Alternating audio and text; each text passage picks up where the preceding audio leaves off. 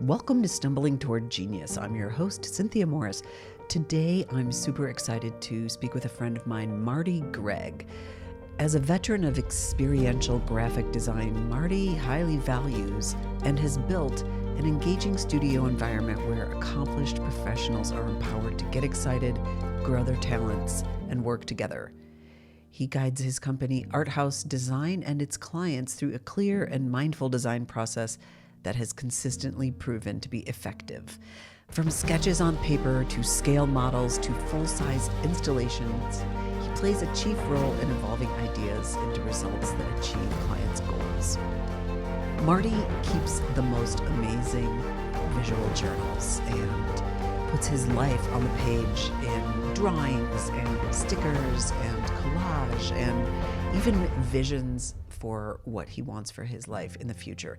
I think you're going to love this episode where we get to peek into some of his projects and his journal. Welcome, everybody. I'm super excited to be here with my friend Marty Gregg today. Welcome to Stumbling Toward Genius, Marty.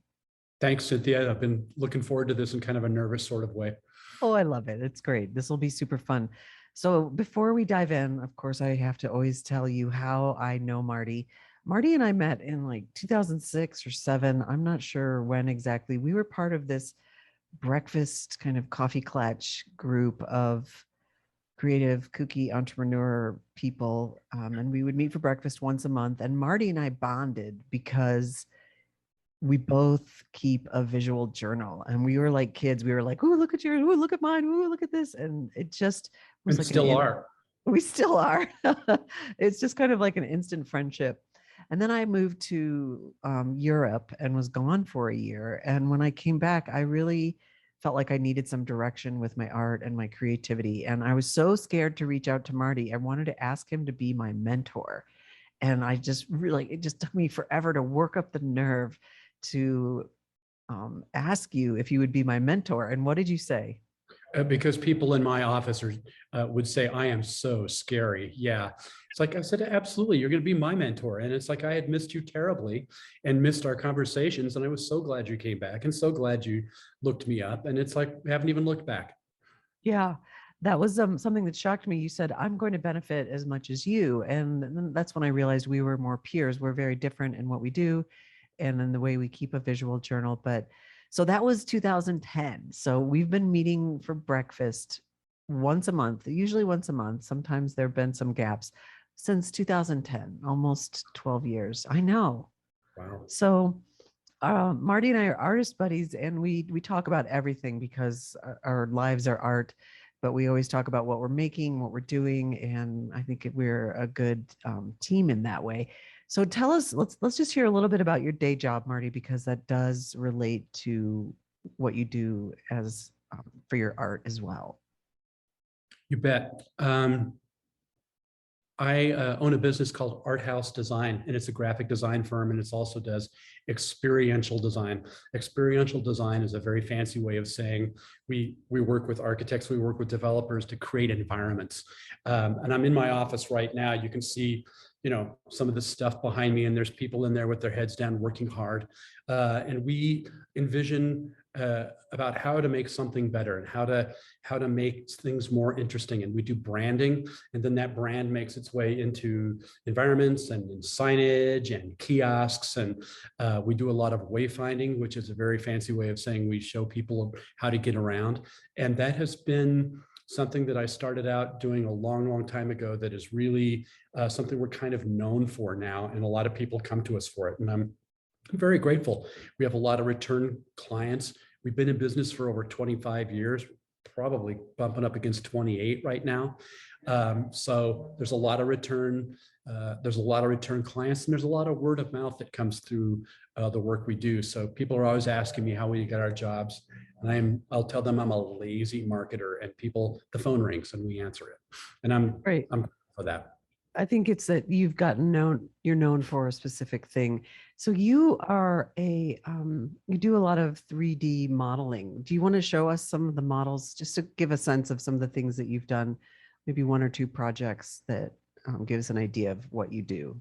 You bet. There's, it's like we're working on a project downtown that was called the Prison Building, and there was a monument building, a monument out in front of it that just was not did not look good and was not working for the architect. So the client hired us, and we did all these little drawings about how this could be. And I call it the prison because it has an origami shaped facade on it. So the team here picked up on that. We started doing these little drawings and these little models of like what this looks like. And you can start to see the facets in this and how it rotates. And this was one of several 3D models that we made out of it. We don't usually do 3D models, but for something this complex, it was the right tool for the right job. A lot of other times, if we're just working on things that are simpler, like we'll go to Home Depot and buy some wood and then glue color copies to it. That's all this is, to show clients how something works. And we'll put like a 6-foot person next to that so they can get an idea. But this is something that really helps move our projects along. And one of the things I'll tell people, especially young designers and new people that we're working with, is like a lot of times a job might stall or it feels like it's not progressing. And it's usually because I've found it's usually because of trust. People will move a job forward if they trust you. And for some reason, if you show them this and they see that even I could build this, that a big one could be built, and that all of a sudden it becomes a lot more real. And people start to ask if they can keep it, and they go show it around their office. So we work really hard to make sure that our clients don't have to use their imagination, because everybody's got a different view of what we do. So to model things and to show, some of the public art that we do, show how that comes together. Because this thing here as a 2-dimensional drawing looks like a big S. It's not sexy at all. And then the other version of it looks like that. And then the top of it looks like that. And you don't get that feeling. So again, a trip to Home Depot and some copper spray and some wood, and you start to see how this thing rotates in space. And I will tell you that creates intrigue, and it gets people excited. And all of a sudden, folks that didn't have the money to do something like that find the money, and you start showing it to the city, and these things start to happen. Wow. So is that you that's making those models? Because I know that you do a lot of sculpting and modeling for your own art. Are you the one making those models? I made these two, but we sent out for this, and this was something that a bureau here in town made. This is a couple $100, and you wait 3 days on it. You send them the file, and they send you this.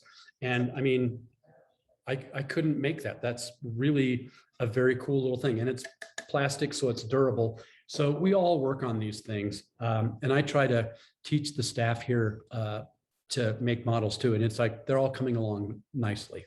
That's cool. So a big part of your work is that show and tell and showing people what's possible. And you said everybody has their own imagination. And I think that's why people hire a designer, because you are able to see things that we can't. And so you're filling in the gaps with those models. And then also with your sketchbook, you use do you call it a journal? Your journal to work on projects with clients. Show us some pages from your journal so we can get a sense of that and how you might use it for work. This is a project we did in New York, and it's for a children's hospital. And it was very large. I don't have any finished pictures of it. You have to look at our website. It's called the Golisano Children's Hospital. And one of the things we wanted to do was create, they asked us to make this, they have this very long hallway that you go from the old hospital into the new hospital. And kind of like, leaving Kansas and going to Oz, you go from this gray old hospital to this new candy colored children's hospital. And one of the things we were working on is a cityscape of Rochester that has all these layers, and there would be light in between each layer that would show up. So this is a drawing I did on the plane on the way back to start after the meeting, to start kind of like seeing how that gels. And, here's some totems I was doing for some other projects that are kind of sketches and doodles to keep things moving. Other other drawings about showing the massing of something and how it looks in 3D. Like you were saying, Cynthia, it's like, this helps my clients. And it's like, you need to know the massing and how something looks, if you're gonna be able to get other people interested in it. And it's not a tough thing for most designers to do, to draw that. And just to show, we show lots of, that's one of my sons. We just show lots of process about how we do things. And I try to constantly record all the moves we make. And something I learned from Cynthia is like, this is a trip my family took to Paris. And you just like keep all of that little printed ephemera and paste it in here right down to like all the tickets that you get on the train. Oh, I love what you did with the make metro tickets. patterns out of that. And some that we talked to in a cafe gave us their address and the maps and the wine that we drank. And it's like, I'm looking at this right now and I'd forgotten about all that. It takes me right back and it makes it very real, and it makes me smile. And it's a terrific reminder, in my opinion, of why we travel and why you do things and process. And there, even people in the office sometimes will look at something, they'll be like, how was that made? And sometimes I can go pull a journal off the shelf and say, here's the processes we went through to get that done. Or here's the initial ideas. Wow, your journal is so freaking cool. I just love it. So what's cool about it is have journal envy. We have different journals, and there's a different reason for using a journal. But what I love about yours, a couple of things. One is it's the archive of your entire life. Your work is in there, your family's in there, your dreams, your hopes and dreams. So there's like some visioning of what you want for your future is in there, your current process, a lot of your notes. I love the columns, and I love how you have just little bits of writing in there. And it just gives us permission to see how somebody does it. Like, oh, I can just do little bits. So tell us how you started doing this journal. How did this come about? I had a business coach before I had met you that would come every 2 weeks and talk to us and talk to me and my business partner at the time about how we were working. And this was at a tough time. The company was still in survival mode. We weren't doing big things. We were living from paycheck to paycheck and payment to payment. And she had come in one time and she was talking about a certain project. And I was talking about how this project was kind of going south and we weren't getting very good information from this architect, and it was difficult.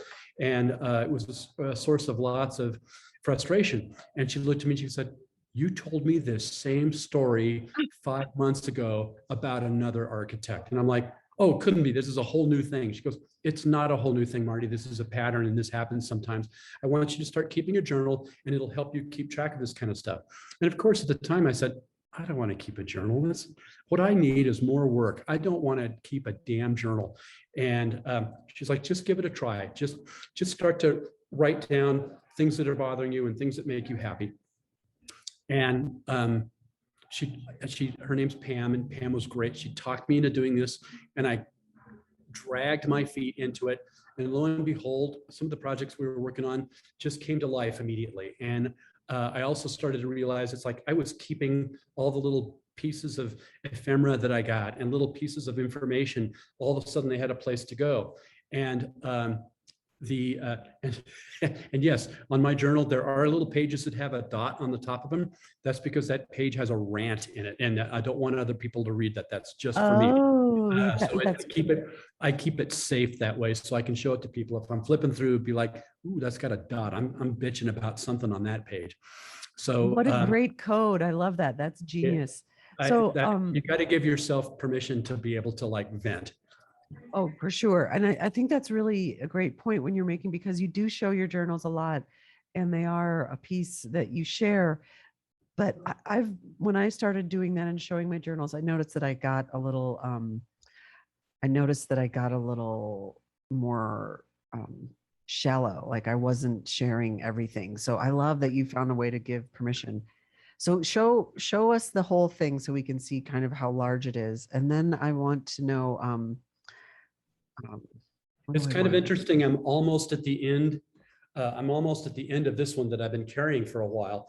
And you start to see, how beat up it is and how thick it is. And this is what an exact copy, the new one, is going to look like. You can start to see how much weight these take on and how they just blow up with all the crap that I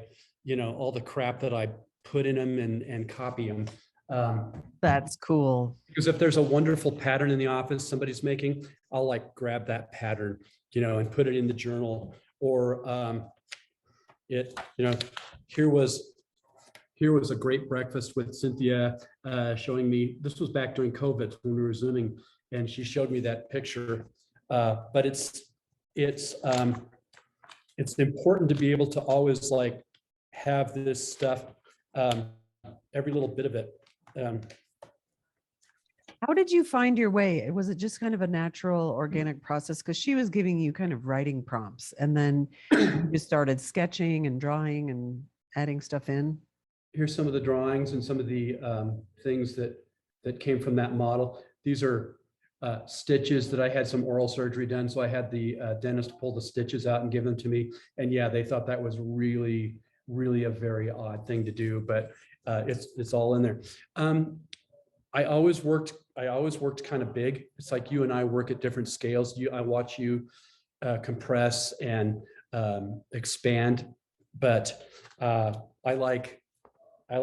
a show off, so I like to fill up big pages and be able to have, lots of room to put every little thing in there that I'm doing. Wow, I love it. And you also have a sticker passion. Whenever I get a sticker, I always give it to you. So your journal it holds your whole life. And I love that. I love seeing your journal. It really inspires me. So tell us about your art. What kind of art do you make outside of work? I've been painting throughout my life. Ever since I was in school, and the painting took a bit of a break when I had 2 kids, and especially the beginning of it, and you're just so sleep deprived, you don't have one creative bone in your whole body. And I'm painting again, and I'm really enjoying it.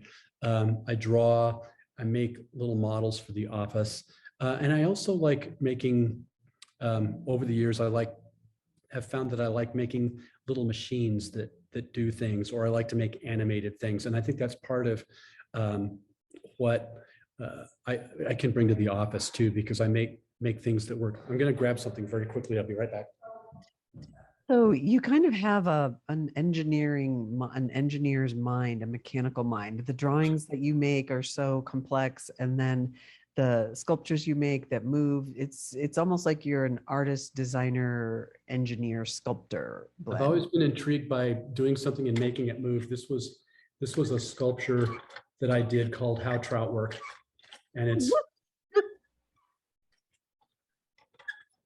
so it's I love doing stuff like that. This is, that kind of stuff's very time consuming. So it takes a while to figure out, but it's a gas to do. And I'm constantly looking for little parts and things like that I can use, and gears. And yeah, it's like everybody on my dad's side, all my relatives were engineers. All the male relatives were engineers. So I was always surrounded by that and people who thought like engineers. But you weren't really an engineer type when you were younger. I'd love to hear the story about how you kind of overcame thoughts about what people thought of you or what they thought that you were going to be when you were younger. Well, coming from a family of engineers, and my mom was a librarian and came from an agricultural and farming background. Well, all these people were very practical, and they're Scotch and Swedish. So they're very pragmatic, and they wanted the best for me. They wanted to see me be successful.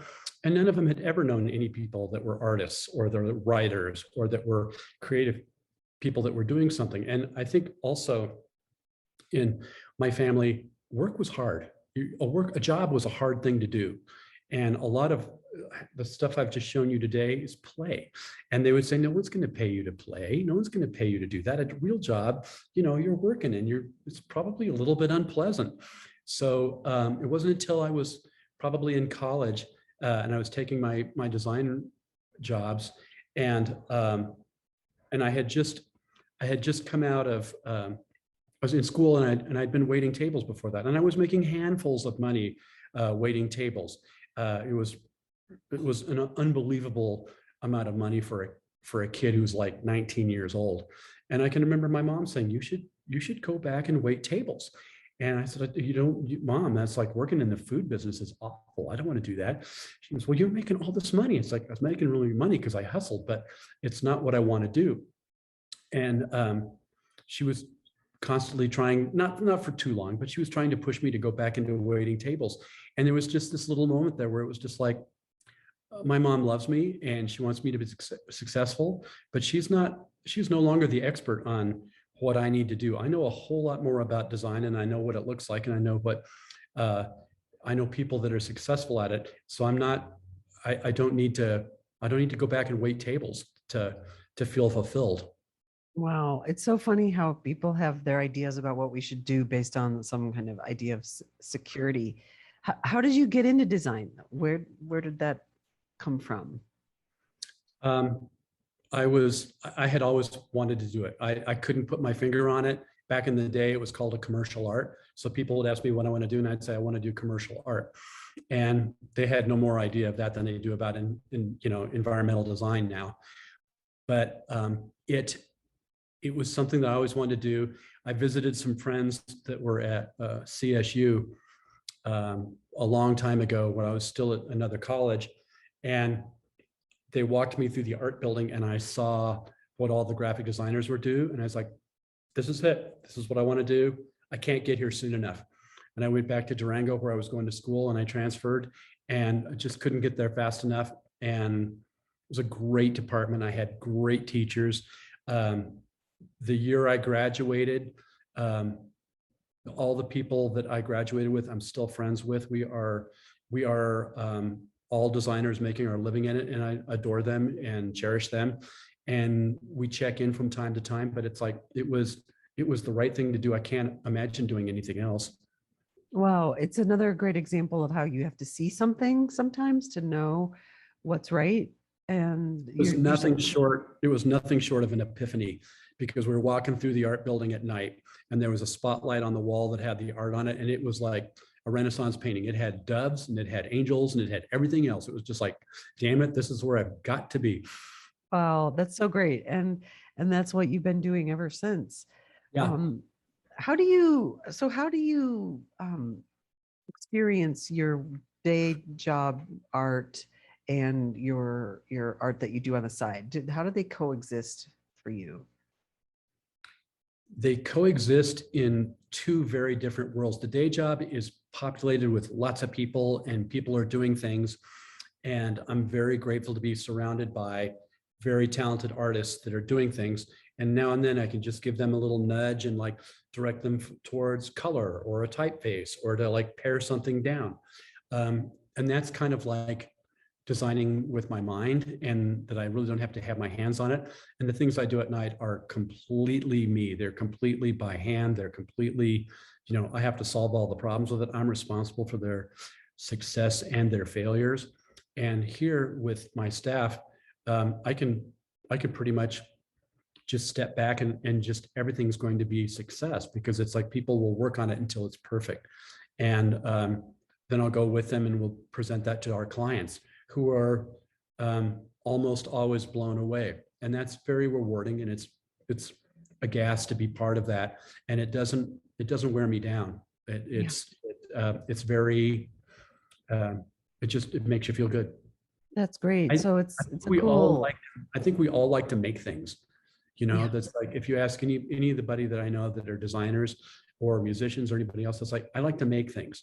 And in my office, I can make things by just exerting minor pressure throughout this society I'm in. And when I go home, it's whether I'm practicing my piano or whether I'm drawing and building things, I'm making things. And it's like, I'll come home at the end of the day. My wife will say, "How was your day?" And it'll be like, "I was useful and I made things. I'm happy." And the days when I come home and she goes, "How was your day?" And I'll be like, "It was a crappy day. I just like sent out invoices and chased money and like I was in the way. I was useless. I hate that." So it's very important, I think, to make something every day. Yeah, and it sounds like it's important that you like physically, tangibly see things and make things. You're kind of inexhaustible. It's amazing that you're making things all day and then you go home and want to keep making things. But they seem a little different, the solitary versus the collaborative, and the stuff that you're making at home. What are you working on now in your studio at home? I have a painting.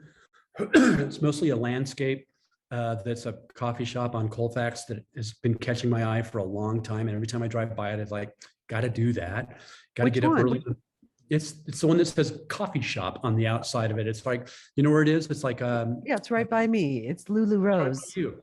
It's Yep. right by you. I've never been in it, and I'm sure they think I'm stalking it when I'm outside taking pictures of it. But it's got this great, mid-century geometry about it. It looks like it could have been a gas station. It's a terrific little gas station, and I'm doing a painting of that. And I also I have a piano in my studio, an electric piano, so I practice that and take lessons there. And I've been amassing. I have been amassing machine parts for little projects I'm working on. Like I was saying, I like to make little machines, and these are sketches of things that that could be powered by a motor, and maybe it makes art, maybe it draws, or and yes, I'm very much inspired in this case by Jean Tingley, who like did all these crazy things. What? The only one doing them, and there are machines that make noise, or they make art, or they do stupid jobs. And there's something very intriguing about something that's animated, that you build and you stand back and you watch it do something, and people are always it always makes people smile. So I've been collecting parts for about the last year, for like what the next step on that's going to be too. You know what I love so many things about you and your creative process, but one of the things is you're kind of, you don't fit into any category. You have your hands in all of these different media. You're playing with all these different instruments and tools and things, playing piano, and yet it seems to all come together for you in who you are. It's just really fun to see your enthusiasm light up when you talk about what you're making. I appreciate that. And it's just, you got to give yourself permission to do what you do, and to do it the way you want to do it. Because there's a lot of people out there who'll just say, well, you're going to make money doing that? Are you going to, what's that going to accomplish? What are you going to do with that when it's done? It's like, I don't care. Maybe one of these machines will sit on a shelf and collect dust, but it will be fun to make it, and to solve all the little issues with it, and bring it out at a cocktail party at my house and say, here's a machine that does something stupid. Yeah. So you feel and seem very integrated and whole in your creative process, and like you kind of have it figured out. You've got a really great studio in your home now, and you can play with stuff at work. This show is called Stumbling Toward Genius, and I'm wondering, what have been some of the places that have challenged you, or how have you stumbled as you've come to this place? I thought about that when you first asked me that question, and one of the things that that allowed me and my staff to kind of give us permission to do what we do, because we were working for Fortune 500 companies, and one of them was Lockheed Martin when they were building the Joint Strike Fighter. So they called us down there, and I was down there for a week at a time, and then I'd come back on the weekends, and then I was down there for a week at a time, and I'd come back on the weekends. And this was just to like give us the groundwork and the discovery of what the job was going to be, of what this visitor center was going to be. And in the room was like 4-star generals and fighter pilots and engineers and computer people and the architects. And the last guy they wanted in this room was a black shirt wearing graphic designer that was like waving his hands going, what if, what if, what if? So the first couple of days that we were doing these meetings and we're talking about what the thing's going to be, I couldn't get a word in edgewise. It was like being with my sister, being with my wife and her family. Everybody was talking loud and I didn't have anything to contribute. And at a certain point, like about day 3, I just sat down and it's just like, I'm competing on a field that I am not prepared for. I don't know about airplanes. I don't know about, how that kind of thing works. What do I do? Why am I here? Well, I'm here because I bring drawings to life. I make things happen. So I brought home a stack of paper and a Sharpie, and people were talking about this. Focus point of this room would be this glowing table that had a map on it, and it would show what things are going on, and it would have the ambassadors on one side and the clients on the other. And everybody was just going round and round and talking about this. So I took my Sharpie and my pen and I did this goofy little drawing. Now, nobody would say this is a great drawing. It's not. It's just a step above. I'll bring it up a little closer. It's just a step above stick figures. But the person that was in charge of this group looked over my shoulder after I was drawing this and said, what are you doing? And I said, well, this is kind of what we're talking about, isn't it? It's a wow factor. It's showing how the table will be working and that will light be coming off of it, and that there will be, clients stand on one side, the ambassadors stand on the other, and that this all could move. And the MC of the group looked at me for a long time. He said, keep doing that. So as the days went by, the drawings got more refined, and you can see the table getting more circular. And they would say, well, how are we going to show that the airplane integrates with satellites? It's like, well, you could always build a model of the satellite and show a light on it when that comes time to be talked about. And they're like, oh, yeah. I mean, they thought that was that's a very easy thing for graphic designers and artists to think about. And as the time went by, and in another couple of weeks, the drawings got more refined, and we were doing these so that Wow. you start to see what the space looks like. And I would have a pile of these at the end of each session. And, lo and behold, 3 years later, this is what the room looks like that we built, that showcased what the fighter does. Here's the table that glows. Here's the screens. What I'm most proud about is that this was a drawing that was done 3 years before that got the team there. So I always tell new designers and even mature designers, it's like, don't let anybody ever tell you that graphic designers or an artist in the room isn't going to contribute a whole lot. This was a quick little drawing that was done that made it so a $7 million visitor center could be built. And that was because my group and my firm and what we did. And we gave the team a handrail from the very initial concept all the way to the end about how this is going to work. And that's what designers do. That's what artists do. It's like, we're here to dream.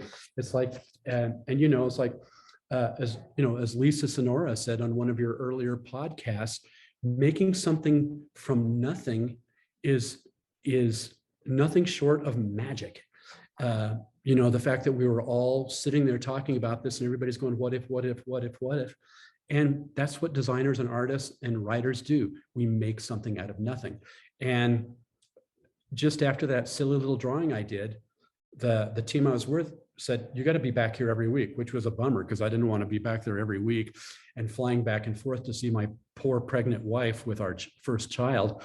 But it changed the way I worked, and it changed the way a lot of us work here, that if there's something going on and you're not able to contribute, remember what you do, remember what you're good at, and start doing that. And that it changes everything. It changes the dynamic. And this is not about me doing a great drawing. This is about moving a team ahead with some schematics that start to get people thinking. And that was definitely turning a negative into a positive for us and for the firm and for the team. It's just another example of like, you really have to see it, and they had to see it. But I want to, talk about some of the stumbles too. I love that story and that you have visuals to show for that. I want to talk about some of the ways you've stumbled with your own art making, because I think, um, like you said earlier, we've got to give ourselves permission, and sometimes it's hard to justify making. And I remember when we were meeting first, you were trying to get back into painting, and you just weren't getting into it. And you would, every month you'd say, I'm going to do it. I'm going to do it this time. And you try to commit, and it just wasn't happening. And I think you said something about going back to something that you did and well, but that wasn't working for you. What worked for you was you started going into the studio and sculpting things and making things with erector sets. It's almost like you went back to, age 9, when you were just tinkering. And that's when your creativity kind of exploded. So can you say a little bit more about that process when you were like, okay, the painting is not happening now, and you have come back to the painting? So there's something about like giving things some space and letting them have some air and not trying to force it. And I want to hear a little bit more from you about how that went. It is all about giving yourself permission to work in a certain way, or to pursue something that you're excited about. Because I think a lot of us feel like, what's the most disappointing thing about an erector set? Which, if I'm talking about something that I'm sure most of your audience is way too young to understand, but it's like a metal, it was like a metal engineering toy that you'd give a kid to build, and it all goes together with screws and things like that. And the biggest frustrating thing about that for me always was like, well, you build something, but if you want to build something else, you have to take it all apart, so you'll have parts. So what's more fun than being a grown-up and having the resources to like buy all the erector sets you want and have this big pile of them? And whenever you put them together with a screw that like is permanent and that you can't unscrew it. So it's all, it's permanent. And then you have this building ability to make something that does not come apart. I'm going to grab something. I'll be right back. I think, Marty, you're really just like still a kid. That's just the fact. I think anybody would know, like, okay, he's just a kid, but he's got a giant A. That right. Let's see this.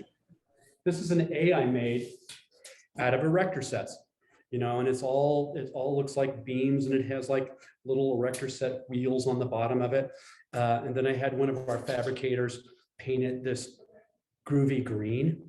But this was something I had been thinking about wanting to do since my firm's named Art House. We have a whole, room full of this kind of stuff that we've made.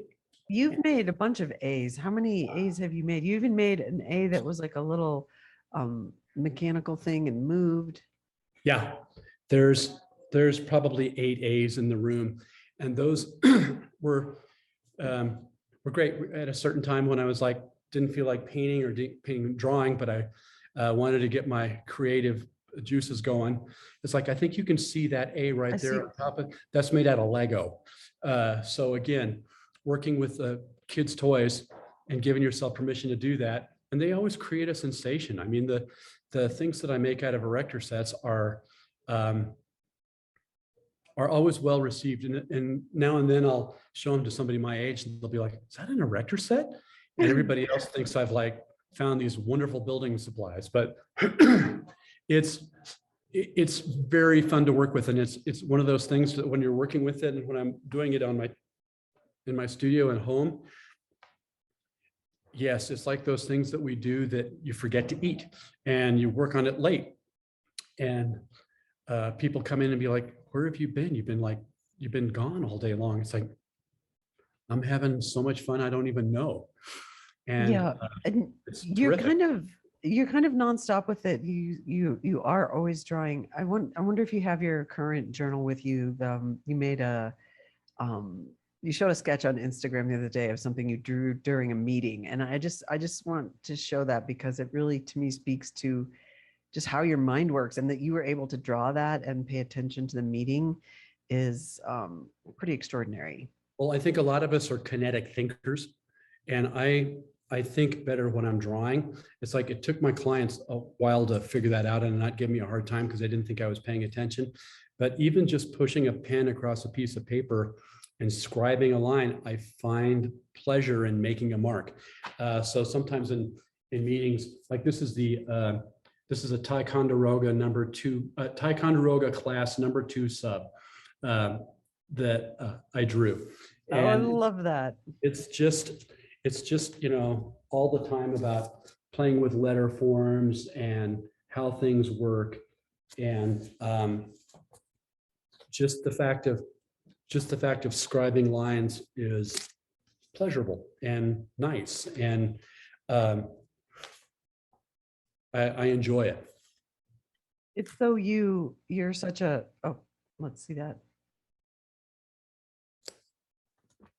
Yeah. So I love having this conversation with you, Marty. I love having our conversations once a month over breakfast. And Me too. one of the things I just want to wrap up with is something about how you are such a connector. You're such a people person, and you work with people at your design firm. And then you mentioned the people that you are still friends with from your college, and then friends like me that you get together with regularly. I love how you have really designed a life that includes many conversations around creativity and what people are making. And you're always so supportive and enthusiastic of what I'm making. I'm sure you're that way for others. So I want to thank you for that. It's sincere, and it makes me happy. I love knowing other artists, and I love having other artists work in my house. And I love the conversations I have with artists. It's my most favorite thing is to chat with designers and artists and writers and say, what are you doing now? And have them tell me. And sometimes that even spurs me on to go do something and get me excited about something. And I hope I'm able to do that too. But it's like, that's what we do as artists. That's our job, is to get excited about something and share it with people. Well, you're a great example of, even if we're creating alone in our studio, we're not creating in a vacuum, that we are part of a community and that we're always connected to the people in our lives. So thanks for that. You bet. Anything else you want to say before we sign off and go make some more stuff? We probably need to schedule our next meeting because I don't want to miss them. They're wonderful, and it's always fun to see you and get together. And you push me a little bit, and I do. You come up with measurements about how I'm going to show my next step. And it's like, I am, like so many of us, I am deadline driven, and I always like showing off and showing what I've done lately. And it's like and even though there's a lot of times when we're not doing very much, it's still fun to show up with a journal and say, well, I haven't been building much, but here's 3 pages in my journal since the last time I saw you. Yeah, there's always something you're making and doing. Well, thank you for being here with us on Stumbling Toward Genius, and for doing it on video, because you have so much to show, and it just seems like a podcast with you needs visuals. So thanks, Marty. Thanks, Cynthia. Anytime. Thank you for listening to Stumbling Toward Genius. If you found something inspiring, do yourself a solid and make a note of it. Inspiration alone can boost our spirits, sure, but inspiration backed up with action carries us further and faster toward living our creative dreams.